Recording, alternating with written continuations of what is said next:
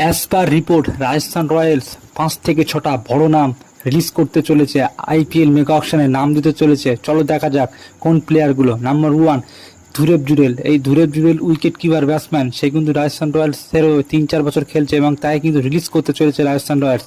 Number 2 যে প্লেয়ারটা সেটা হচ্ছে রিয়ান পারাক। রিয়ান পারাক কিন্তু একটা ভালো প্লেয়ার, সে কিন্তু ইন্টারন্যাশনাল ডেবিউ করেছে, তাকেও কিন্তু রিলিজ করতে চলেছে রাজস্থান রয়্যালস।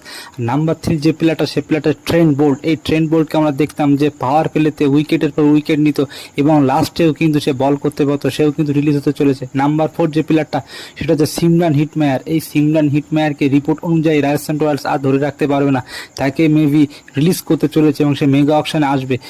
এই সিমরান হিটমেয়ার কিন্তু লাস্টে 5 থেকে 6 নম্বর পজিশনে ব্যাট করে বড় 6 মেরে কিন্তু একাই কিন্তু অনেক ম্যাচ কিন্তু রাজস্থান রয়্যালসকে জিতিয়েছে।